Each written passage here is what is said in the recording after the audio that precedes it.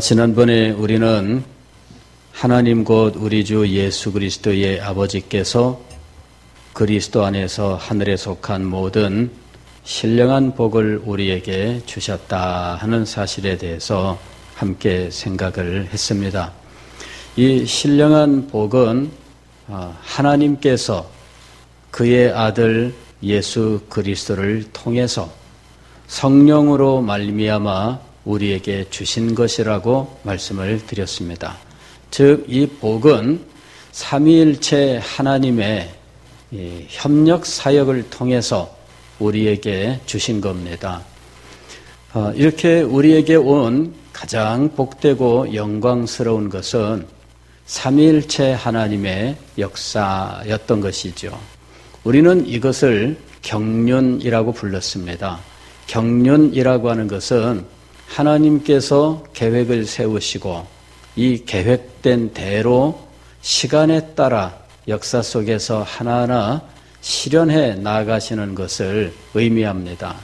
그래서 창세전에 하나님께서 계획을 세우시고 그리고 이 땅에 우주를 창조하시고 이 땅에 사람을 두셨는데 사람이 타락한 이후에 창세전에 세우신 구원의 계획이 실행이 되었던 것이죠. 그리고 인간의 역사 속에 하나님의 구원의 계획은 때를 따라서 하나하나 차근차근 진행이 되었는데 아담에게는 여인의 후손의 약속을 주시고 아브라함에게는 자손의 약속을 주시면서 다윗에게는 다윗의 뒤를 이을 영원한 왕의 약속을 하시고 마침내 때가 참에 하나님께서 그의 아들을 이 땅에 보내셨는데 그분이 예수 그리스도였던 거죠. 예수 그리스도는 아브라함과 다윗의 자손입니다. 즉 하나님께서 아브라함에게 약속하신 후손이었고 또 다윗에게 약속하신 후손이었고 또 아담에게 약속하신 후손이었습니다. 이렇게 예수 그리스도께서 오셔서 하나님의 모든 뜻을 다 행하셨는데 예수님의 십자가와 부활이 그 모든 사역의 핵심입니다. 그리고 예수께서는 승천하시면서 아버지로부터 성령을 받아서 너희에게 보내겠다라고 말씀을 하셔요. 그래서 성부, 성자, 성령께서 바로 이 신령한 복을 우리에게 주시기 위하여서 함께 사역을 하셨는데 각자 사역을 맡아 담당하시되 모든 것들이 하나가 되는 아주 치밀하고 놀라운 모습을 보여주고 있는 겁니다. 복음을 우리가 깊이 생각하면 이 복음이 얼마나 정밀하게 이루어져 있는지 하나하나 연결되어 있는 것들이 너무나 놀랍다 하는 것을 절감할 수밖에 없습니다. 자, 그리고 이 신령한 복은 예수 그리스도를 통해서 우리에게 주어졌는데 이 짧은 에베소서 1장 3절로 14절까지의 말씀을 통해서 예수 그리스도 혹은 그 안에서라는 말이 아주 많이 반복되고 있다라는 것과 이런 모습들은 이 글을 잘 쓰는 이 사도 바울의 이 글솜씨에 비해서는 너무나 좀 이 격에 맞지 않는 모습을 보여주고 있다 하고 생각을 했습니다. 잘 쓰는 글은 같은 말이 이렇게 자주 반복되게 하지 않습니다. 그리스도 안에서 무슨 말만 하면은 그리스도 안에서 이거는 잘된 글이 아니에요. 가령 기도할 때에도 특정 말들이 반복되는데 의미 없이 반복되는 말들이 있어요. 그 중에서 가장 자주 들을 수 있는 말은 아버지 이 말이에요. 아버지요, 아버지 우리에게 아버지요, 이제 이러면은 듣는 사람들이 아이고, 아버지도 되게 많이 부른다. 이제 이렇게, 예. 예전에 어떤 분이 기도를 하시는데, 대표 기도를 하시는데, 이분이 앞에 나오셔서, 아버지, 뭔, 한마디만 하면은 아버지를 2번씩 부르더라고. 그러니까는 배로 이 아버지를 불러요. 그래, 저도 듣다가 또 기도도 짧지도 않아요, 이분이. 그러니 혼자 속으로 참 있다가 문득 어떤 생각이 들었냐면, 이거 분명히 몇 번 아버지를 불렀나 세는 사람이 있을 텐데, 그런 생각이 들었어요. 아니나 다를까 그 주간에 어떤 사람이 얘기를 하는 거예요. 지난주일에 누구누구 기도할 때 내가 세봤습니다. 그러는 거야. 근데 처음부터 센 건 아니고 하도 아버지 그래서 그때부터 셌다는 거죠. 그랬는데 99번을 셌대요. 그러니까는 참 그러면 어떻게 되겠어요? 그건 참 그럴 정도면은 어떻게 하는 게 차라리 나으냐면은 기도를 미리 쓰시는 게 낫습니다. 차분하게 기도하면서 하나님, 제가 이번에 대표 기도인데 이 기도문을 제가 지금부터 쓰겠습니다. 이 기도하고 그 다음에 기도문을 차분하게 써서 안 길어도 괜찮거든요. 우리는 길어야 될 줄로 생각을 해요. 그런데 100이면 100, 목사님들에게 다 물어보세요. 대표기도 길게 하는 거 목사님들이 다 싫어해요. 예. 실제로 미국에서 있었던 일인데요. 어떤 분이 기도를 얼마나 길게 하시는지 찬양대석에 앉아있던 찬양대원 한 사람이 그 시간에 눈을 뜨고 하도 기도가 길어가지고 이 찬송가 뒤에 빈 여백에다가 이 글을 쓴 거예요. 나중에 이게 찬송가로 발표가 됐습니다. 예, 이게 많은 성도들이 부르는 찬송가예요. 근데 지금 우리 이 찬송가는 뺐습니다. 그거를. 왜냐하면은 예배 시간에 딴짓한 사람이 쓴 시를 찬송가로 우리가 부를 수 없다. 내용을 알고 보니까 예배 시간에 딴짓을 한 거예요. 물론 찬송가 내용으로야 훌륭하지만 그러나 그것을 쓰게 된 배경은 예배 시간에 딴짓한 거예요. 지금 대표 기도하는 사람은 열심히 기도하고 있는데 이 사람은 이 찬양대 석에서 눈 뜨고서는 그거하고 끄적끄적하고 있었던 거잖아요. 그래서 그 찬송가는 여기서 뺐어요. 예. 지난번에 찬송가에 그게 실려가지고 찬송가 개편하면서 왜 그런 건 집어넣냐? 그 말들이 있다 보니까 결국은 이번에는 뺐어요. 자, 어쨌든 이 예배 시간에 기도가 긴 거 누가 좋아하겠어요? 근데 이 분이 99번 세상에 중간부터 셌대는데 아버지를 그렇게 많이 불렀으니 그 기도가 잘된 기도일까요? 아니면은 좀 이 점수를 준다면은 좀 이 점수를 못 받을 기도일까요? 예. 써서 차라리 짧게라도 써서 진실하게 기도하시면 좋아요. 그리고 그렇게 연습을 하다 보면은 기도를 스스로 잘할 수 있게 됩니다. 연습을 하는 게 중요해요. 저도 처음 교사가 되었을 때요, 중등부, 중3 담임을 했는데, 첫 주일날 공과 공부를 하는데, 뒤죽박죽이 돼가지고, 제가 무슨 말을 했는지도 모르겠어요.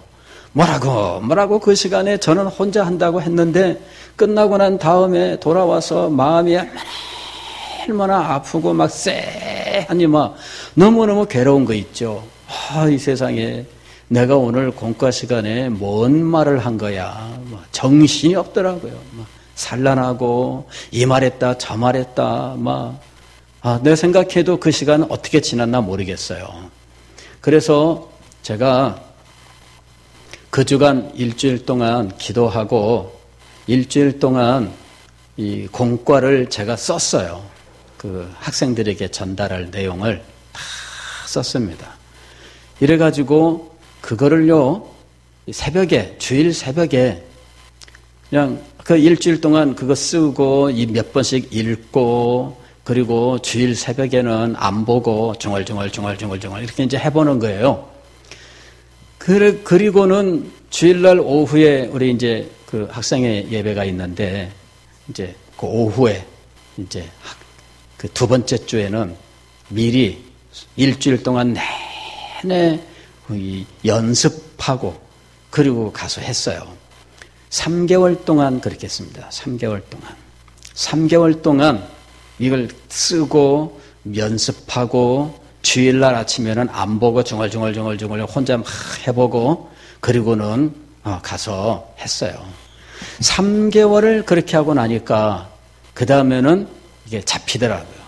그 다음부터 그냥 메모만 가지고 가서 이렇게 해도 이제는 뭐 처음 할 때처럼 정신없이 막 안 하게 되고 이게 제대로 되더라고요. 기도도 마찬가지예요. 기도도 잘 이 기도문을 작성을 하고 그것을 계속 읽고 그러면서 기도하는 그 진실된 심정으로 이거를 읽으면서 익숙하게 만들어서 실제로 기도할 때는 그냥 보고 하셔도 괜찮아요. 그렇게 해서 기도하는 훈련을 계속 하셔야 되는 거예요. 그래야 기도할 때 딴소리를 안 하게 됩니다. 그런 연습이 없기 때문에 기도할 때 이 논리적으로 합리적으로 또 그 질서 있게 기도가 흘러가지 않는 거예요. 훈련하고 연습을 해보세요. 그러면은 잘할 수 있어요. 자, 지금 이 에베소서 1장 3절로 14절까지는 어떤 사람이 볼 때에는 사도 바울이 그렇게 기도 중에 아버지 정신없이 말하는 사람처럼 정신없이 그리스도 안에서 이렇게 말하는 것처럼 보여요. 그러나 실제로는 그렇지 않습니다.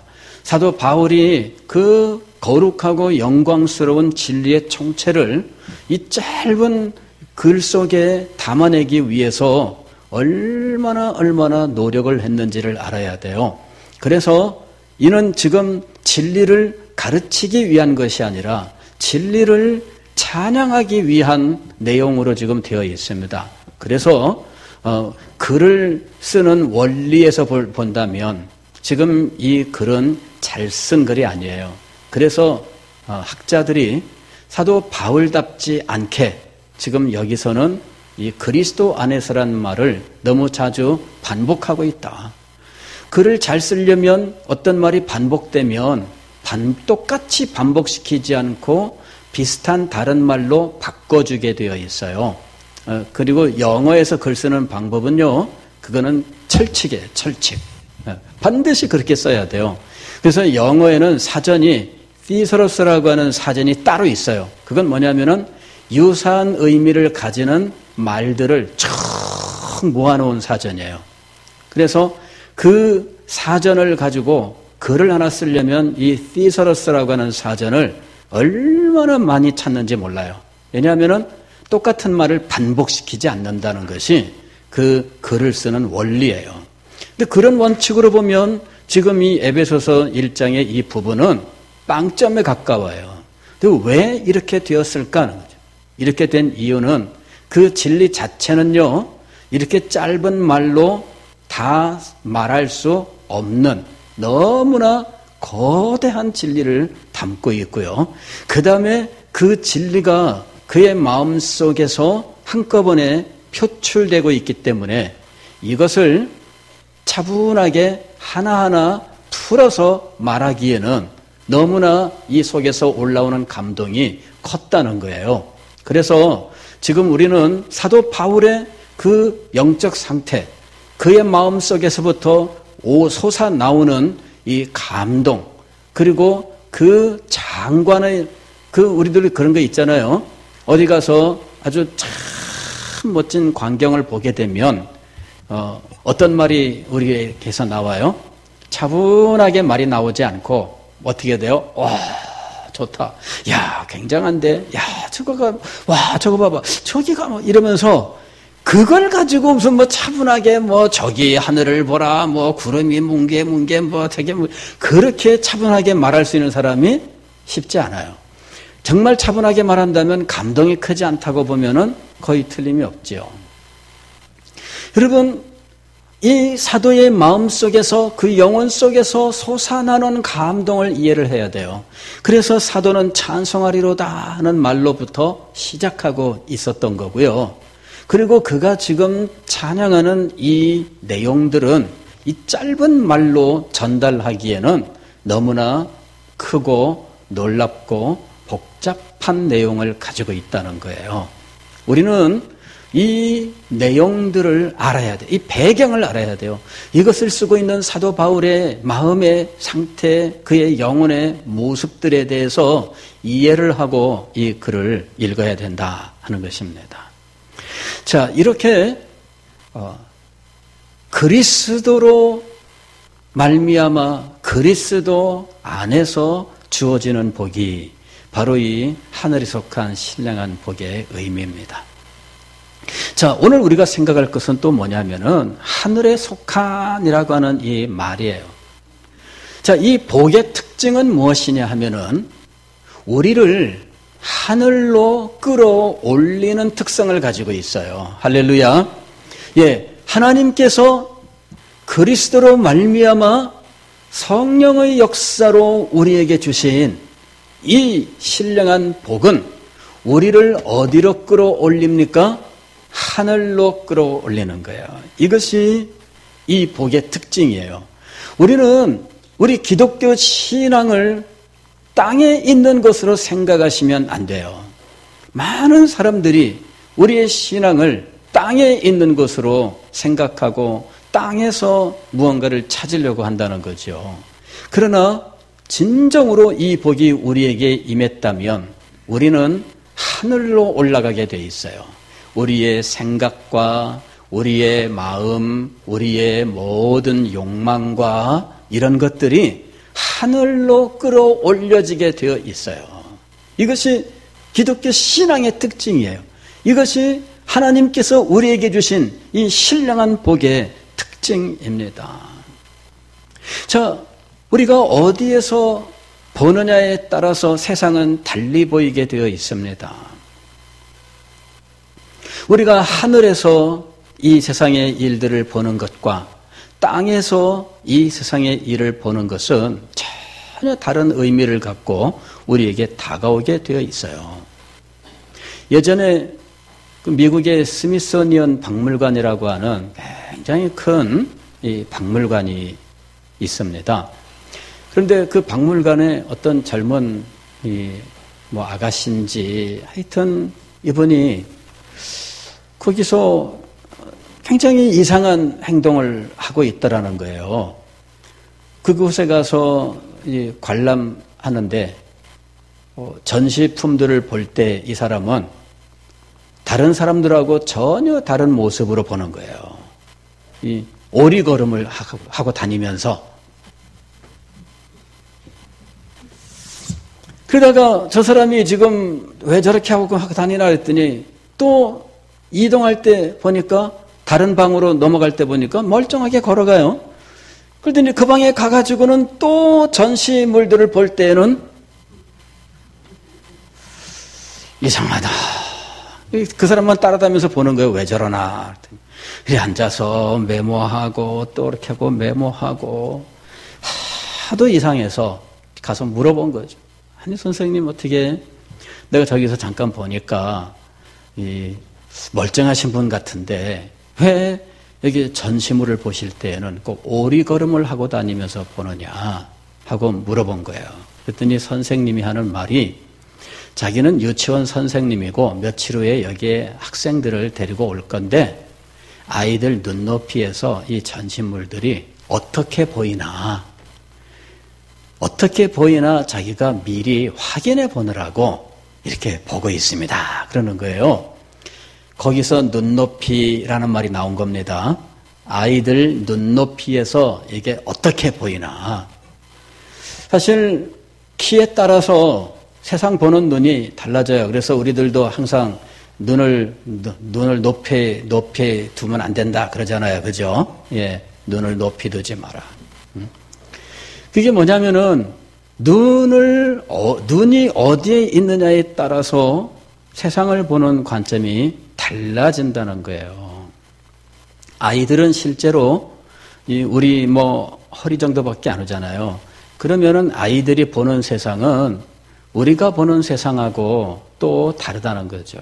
아이들이 사람 얼굴을 그릴 때 콧구멍을 2개만 땅땅 찍는 이유가 있답니다.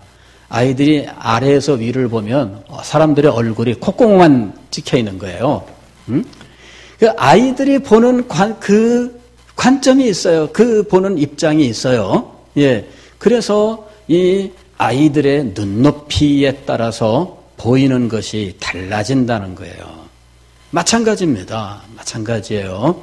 저도 산에 올라가서 제가 살던 동네 손으로 재보니까 얼마 안 크더라고. 우리 집에서 교회까지 거리를 재보니까 한 2km가 채 안 되는 거리였는데 손으로 재니까 손톱 하나도 안 나오더라고요. 근데 그렇게 높이 올라간 것도 아니에요. 한 400m 이런 그 뒷산인데 거기서 재보니까 얼마 안 돼요. 그 얼마 안 되는데 그 길 다니면서 얼마나 많은 일들이 벌어지는지. 거기가 시장통이었는데 그 시장통 지나가는 동안에 얼마나 많은 사람 부대끼고요.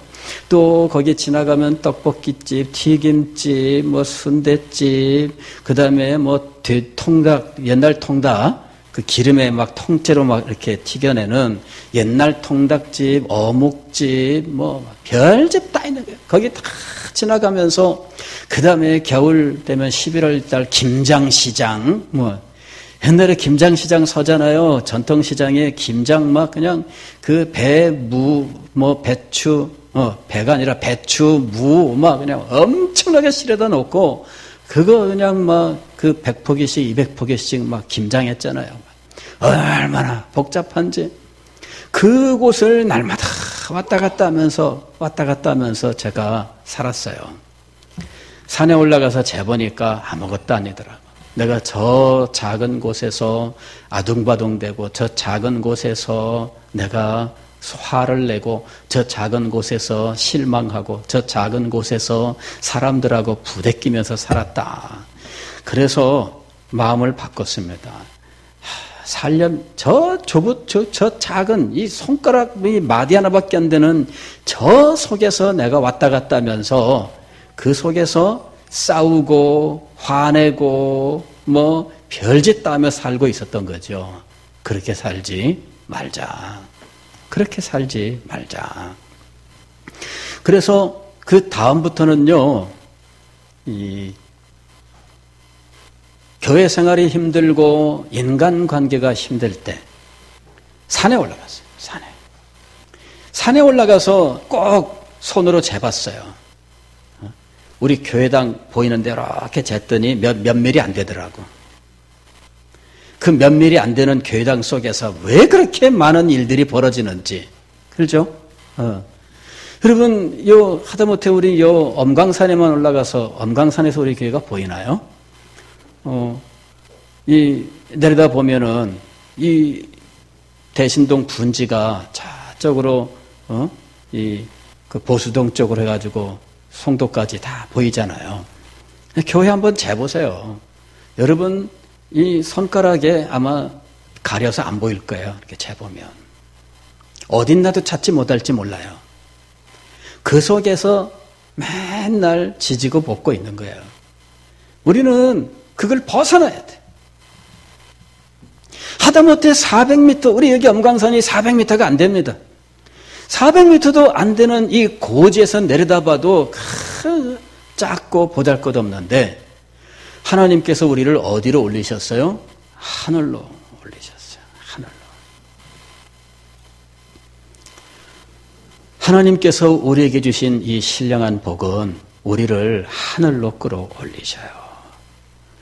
땅에서 내려다 살펴보면 답답하고 괴롭고 그게 전부인 것 같은데 하늘로 올라가 보면 아니에요. 더 크고 더 놀라운 곳이, 더 멀리까지 더 넓은 세계가 다 눈에 보이는 거예요. 여러분, 이 땅에서 바르고 자기 그 한 키로 보이는 그 정도만 보면서 살아가면 안 돼요. 우리 여기 지금 중고등부, 요초등부 우리 학생들도 있는데 여러분이 그저 컴퓨터 화면이 여러분의 세계가 전부인 걸로 생각하면 안 돼요. 컴퓨터 화면이 여러분의 인생이 볼 수 있는 전 세계가 아니에요. 그거는 정말 작은 거예요. 아무것도 아니야. 근데 그걸 못해가지고 그 난리들 쳐요. 막 컴퓨터 게임 못해가지고 그 난리들을 쳐대는데 그까짓 거 아무것도 아니에요. 그리스도인은요 컴퓨터 게임에 물들어가지고 그게 전부인 것처럼 살아가면 안 돼요. 여러분들은요 하나님께서 하늘로 끌어올린 사람들이에요.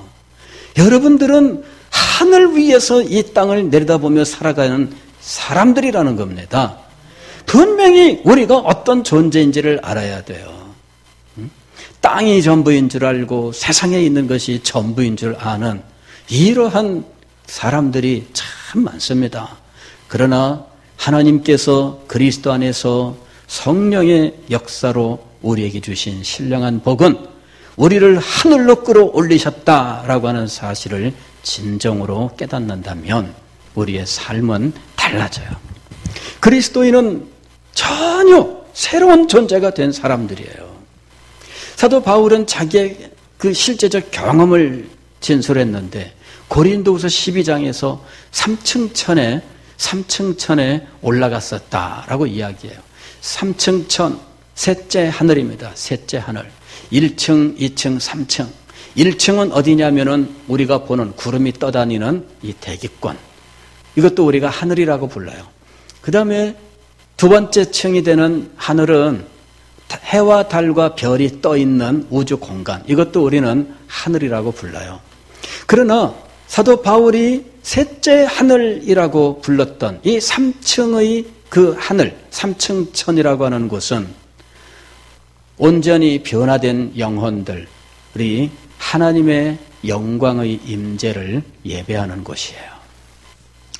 그리스도인들은 바로 그곳이 우리가 가야 될 곳이며 그곳이 우리가 하나님께 받을 기업이라고 하는 이 분명한 믿음을 가지고 우리의 시민권은 하늘에 있다라고 하는 이 사실을 분명히 알고 살아가야 돼요. 우리들은 이 세상에 살고 있지만 이 세상이 우리의 전부가 아닙니다. 우리는 근본적으로 하나님께서 우리에게 주신 그 기업을 우리의 본향으로 알고 살아가야 돼요. 아브라함이 바로 그 땅을 소망하며 살았던 거예요. 그가 가나안 땅으로 인도하심을 받았지만 그는 가나안 땅이 그가 가야 될 최종 목적지라고 생각하지 않았어요. 히브리서 11장에서는 아브라함이 최종 목적지로 삼았던 곳은 본향이라고 불렀어요. 그가 돌아갈 본향이에요. 그런데 그가 돌아갈 본향은 땅에 있는 것이 아니었습니다. 땅에 있는 본향이라면 갈대아 우르 아니겠습니까? 그러나 그는 갈대아 우르로 결코 돌아가지 않아요. 그가 이삭의 신부감을 구하면서 종을 보낼 때 그곳에 가서 정말 마음에 드는 아가씨를 만났는데 이 아가씨가 이곳으로 오지 않으려고 하면 아드님을 그곳으로 데리고 갈까요? 그랬더니 아브라함이 뭐라고 얘기했어요? 아니다. 그렇다면 그냥 와라. 그 얘기는 뭐냐면은 앞으로 이삭은 결혼 없다. 그 말이 아닙니다. 하나님께서 예비하시리라. 그 믿음이 있는 거예요. 하나님께서 예비하시리라. 우리는 지금 이 사람과 안 되면 끝날 줄로 생각하지요. 그러나 아브라함은 하나님께서 예비하신다. 여호와 이레의 믿음을 그는 가지고 있었어요. 일찍이 여호와 이레의 믿음을 그는 경험했지 않아요? 이삭이 청년 시절에 여호와 이레의 믿음을 가지고 그는 이삭을 하나님께 바치라고 하는 이 시험을 통과한 사람 아닙니까? 여호와 이레의 믿음은 그 후에 아브라함의 믿음의 특징이 되어 있었던 거예요. 여러분, 그곳으로 데리고 가지 말라. 왜? 아브라함이 사모했었던 본향은 따로 있기 때문이에요. 지금 이 땅을 하나님께서 주시겠다 약속하셨지만 이 땅이 그가 가야 될 최종 목적지가 아니었어요.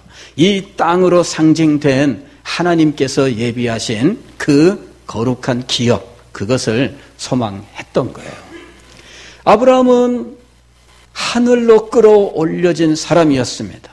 그는 하늘 그곳을 바라보며 하늘 위의 것을 소망하면서 살았던 인물이었습니다.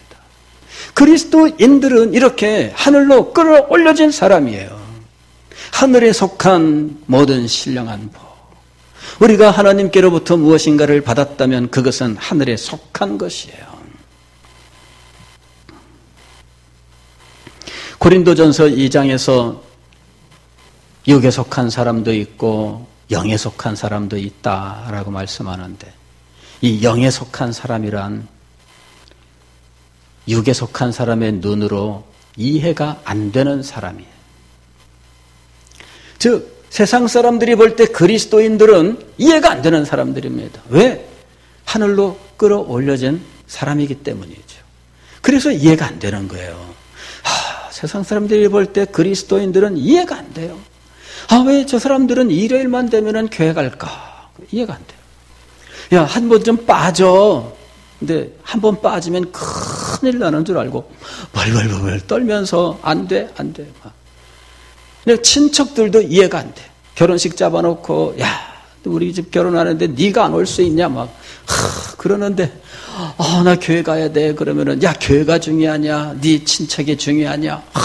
막 그냥 선택해라 막 그러는데 교회 간다고 가버리면은 사람들은 야, 이 예수쟁이들은 피도 눈물도 없다. 이렇게 판단을 내리는 거예요. 그러니 도무지 이해가 안 되는 사람들이 이 그리스도인들이에요. 이 사람들은 나라에다가도 세금 내는데 교회에다가도 세금 내며 사는 거예요. 어떻게 그렇게 하고 사는지, 그죠? 안 믿는 사람들은요, 이해가 안 돼. 교회 11조, 절대 이해 못 합니다. 11조, 교회가, 세상에 지독하다. 어떻게 그렇게 이 사람들한테, 11조를 받아서 말이지. 교회 이거는 안 된다. 돈만 밝히고요. 교회는 막 사람들한테 돈만 뜯어내고요. 막 그러면서 막 이야기하는데 말이 안 통해. 설명해 준다고 아무리 해도 이해가 안 돼요. 왜? 우리가 하는 이 모든 일들은 이 하늘에 속한 복 때문에 나오는 일들이거든요. 왜 우리가 인생의 목표를 오직 하나님의 영광으로 삼고 살아갈까요? 사람들이 볼 때 이 인생의 목적을 이해할 수 없어요. 근데 목적이 삶의 목적이 무엇이냐 그랬더니 하나님을 영화롭게 하며, 말도 안 되는 거지. 도대체 이게 무슨 이렇게 택도 없는 말을 하느냐. 야, 너 인생에서 편안하고 즐겁게 살기를 원하는 거 아니야? 맞지요. 근데 왜 하나님을 영화롭게 하며 그래? 아니, 세상에 도무지 말도 안 되는 것을 인생의 목적으로 삼고 살아가고 있어. 가치관, 이 그리스도인들이 어떤 선택의 순간에 그가 선택하는 거 보면 돈도 안 되는 걸 선택하고, 정말 도움이 안 되는 걸 선택하는 거예요. 그럴 때 세상 사람들이 이해가 되겠어요? 근데 왜 우리는 인생의 목적이나 가치관이 이렇게 이해가 안 되는 그런 것들을 우리는 당연하게 행하고 있을까요? 그 이유는 우리가 하늘로 올려졌기 때문이에요. 하늘에 속한 복이 우리에게 임했기 때문에 우리들은 이미 이 세상을 보고 이해하는 그 위치가 달라졌어요. 시장통에 다니면서 땅을 보면서 혹시라도 누군가 5원짜리 10원짜리 흐른 거 없나 이거 보며 다니는 사람과 하늘에서 거룩하고 영광스러운 것을 보는 사람이 어떻게 똑같은 가치관을 가지고 살 수가 있겠습니까? 전혀 다른 거예요. 여러분은 정말 예수 그리스도를 믿었기 때문에 여러분이 하늘로 올려졌다고 하는 사실을 실감하십니까? 이제 이게 문제입니다. 제가 정말 열심히 기도하던 일이 있었어요. 성경을 읽으니까 찬송하리로다 하나님 곧 우리 주 예수 그리스도의 아버지께서 그리스도 안에서 하늘에 속한 모든 신령한 복을 우리에게 주시되, 이것이 우리에게 주셨다는 걸까요? 주실 것이라는 걸까요? 자, 하나님이 우리에게 주셨다. 손들 주셨다. 예. 그 다음에 주실 것이다. 예. 하나님이 주셨다면 나는 받았다. 주시긴 주신 건 내가 분명히 믿겠는데 어딨지? 예. 제가 성경을 읽으면서요, 베드로후서 1장에 또 어떤 말씀이 있느냐면 생명과 경건에 속한 모든 것을 주셨으니 이렇게 되어 있어요. 베드로후서 1장 3절에 생명과 경건에 속한 모든 것을 주셨으니. 그래서 이 말씀, 이 두 개의 말씀을 붙들고 하늘에 속한 모든 신령한 복을 주셨다. 또 생명과 경건에 속한 모든 복을 주셨다. 이 두 가지 성경 구절을 가지고 기도를 했어요. 하나님, 성경 말씀에 주셨다고 하는데 난 받은 기억이 없는데요. 하나님 앞에 기도를 드렸어요. 받은 기억이 없는데요. 뭘 주셨지요? 예, 뭘 주셨지요? 여러분, 우리는 도대체 뭘 받았을까? 뭘 받았길래 우리는 하늘로 들려 하늘 위에서 땅을 내려다보는 사람들이 되었을까? 궁금하지 않으세요? 제가 하나님께 얼마나 기도를 드렸나 몰라요. 하나님, 주시긴 주셨는데 뭘 주셨는지, 또 내가 정신이 없어서 받아놓고 어디다 놨는지 아무리 찾아도 안 보입니다. 그래가지고 그때부터 이걸 공부한 거예요. 도대체 하나님께서 주셨나? 여러 책들을 찾아봤더니 책들이 하는 말이 주셨다 그러더라고요. 그래서 그러면은 어디 있나?